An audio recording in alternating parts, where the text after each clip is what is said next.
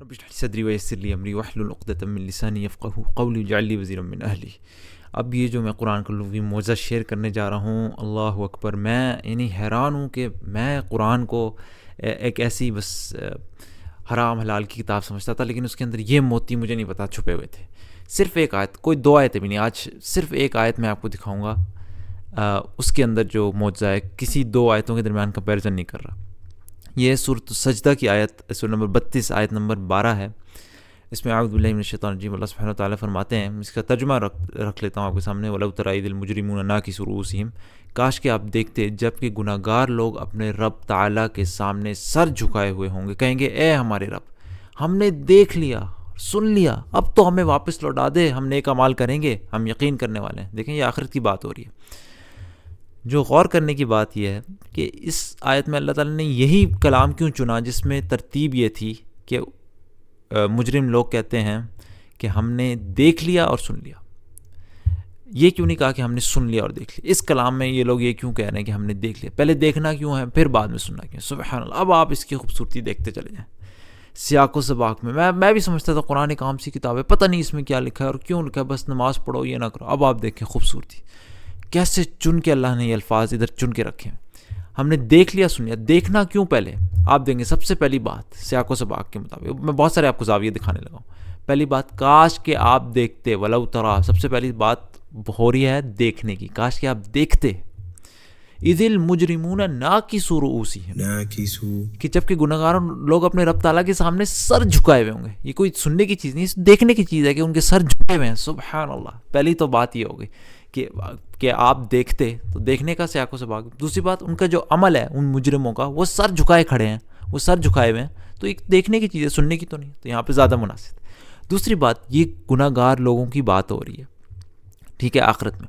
اب آپ چند آیات، یہ آیت نمبر 12 تھی، اب آپ آیت نمبر 15 سے نیک لوگوں کا ذکر سنیں ذرا۔ نیک لوگوں کا ذکر میں کیا آ رہا ہے؟ آیت نمبر 15، وہ کہتے ہیں ہماری آیتوں پر وہی ایمان لاتے ہیں جنہیں جب کبھی ان سے نصیحت کی جاتی ہے تو وہ سجدے میں گر پڑتے ہیں اور اپنے رب کی حمد کے ساتھ اس کی تسبیح پڑھتے ہیں اور تکبر نہیں کرتے، ٹھیک ہے۔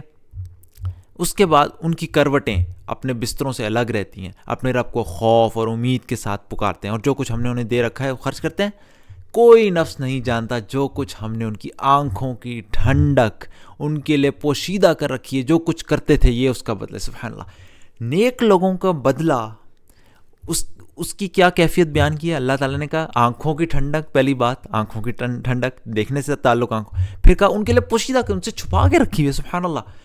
وہ گناہ گار، ان کو قیامت کے دن وہ کہہ رہے ہیں ہم نے دیکھ لیا، آخرت میں یہ نیک لوگ اس دنیا میں اللہ نے ان سے چیز چھپا کے رکھی ہے۔ سبحان اللہ۔ ایک کنٹراسٹ بن رہا ہے دیکھنے کا، کہ یہاں پہ وہ دیکھ نہیں سکتے اپنی آنکھوں کی ٹھنڈک، وہ نیکیاں، وہ اجر، وہ ثواب جو اللہ نے ان کے لیے چھپا کے رکھا ہوا ہے، اور وہ مجرم اللہ تعالیٰ وہ سین فلما رہا ہے کہ جہاں وہ اعتراف کریں گے اب ہم نے دیکھ لیا سب کچھ ہے کہ سبحان اللہ۔ ایک کنٹراسٹ بن رہا ہے، سبحان اللہ۔ اور دوسری بات، یہ صرف یہی نہیں کہ وہاں پہ ابصرنا و سمعنا، یہاں پہ جو کہا گیا نا، میں آپ کو عربی بھی دکھا دیتا ہوں، عربی میں نے آپ کو نہیں دکھائی، ربنا ابصرنا و سمعنا، ہم نے دیکھ لیا اور سن لیا، دیکھنا پہلے ذکر کیا گیا۔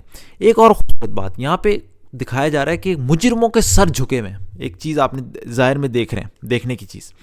اسی کے کنٹراسٹ میں آپ دیکھیں آگے جا کے نیک لوگوں کی کیا آیت ہے، نیک لوگوں کی کیا صفت بیان کی گئی ہے، آیت نمبر 17 میں، بلکہ اس سے بھی پہلے آیت نمبر 15 میں، ہماری آیتوں پر وہی ایمان لاتے ہیں جنہیں جب کبھی ان سے نصیحت کی جاتی ہے تو وہ سجدے میں گر پڑتے ہیں۔ ایک ظاہری علامت ان کے اللہ کے سامنے جھکنے کی، سبحان اللہ، ظاہری علامت۔ حالانکہ یہاں پہ بھی یہ بھی کہا جا سکتا ہے جب کبھی ان سے ہماری نصیحت ان کو سنائی جاتی ہے، لیکن نہیں، بس کہا گیا ان سے نصیحت کی جاتی ہے، بس ذکروا بھی آیا، ان کو نصیحت دی جاتی ہے، یاد دہانی دی جاتی ہے، وہ سجدے میں گر پڑتے ہیں۔ یہاں پہ ظاہری طور پر وہ سبحان اللہ سجدے میں گر پڑ رہے ہیں، ظاہری طور پر اللہ کے سامنے جھک رہے ہیں، جبکہ اس آیت میں، پہلی آیت نمبر 12 میں، مجرم اپنے سر جھکائے ہیں۔ سبحان اللہ۔ سب کچھ دیکھنے کی علامات، وہ ندامت سے، شرمندگی سے، یا جو بھی ان کے احساسات ہیں، اب وہ چاہ رہے ہیں کہ ہم واپس جا سکیں لیکن نہیں جا۔ سبحان اللہ۔ کتنا مناسب تھا یہاں پہ کہا جاتا ہے ابصرنا و سمعنا، ہم نے دیکھ لیا پھر سن لیا، ساری چیزیں ظاہر کی، دیکھنے کی بات ہو رہی ہے۔ سبحان اللہ۔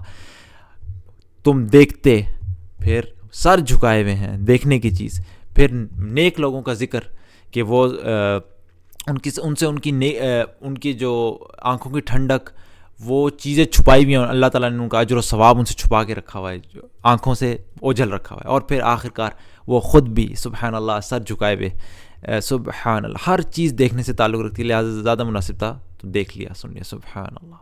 اب مجھے آپ بتائیں، یہ کوئی ایسی کتاب ہے جس کو یہ امیج دیا جائے کہ یار یہ تو صرف ایک نانی دادی کی کتاب ہے، پڑھ لو، تلاوت کر لو، بغیر سمجھے رکھ دو، بس اس میں حرام حلال کا لکھا ہوا ہے، یہ ایسی کتاب ہے؟ کیسے ہو سکتا؟ آپ اس کو یہ مطلب اس کو یہ سمجھ سکتے ہیں کہ اس کے اندر ریسرچ نہیں ہوگی؟ ریسرچ ہوگی تو دنیا کے بڑے بڑے لیب فزکس کیمسٹری اس کے بنیں گے، قرآن کے لیے کوئی ریسرچ کا ٹائم نہیں نکلے گا، اس کے اوپر کیریئرز اور پروفیشنز نہیں بنیں گے اس کتاب کے اندر، جس کے اندر اتنے اتنے قیمتی موتی چھپے ہوئے ہیں، سبحان اللہ۔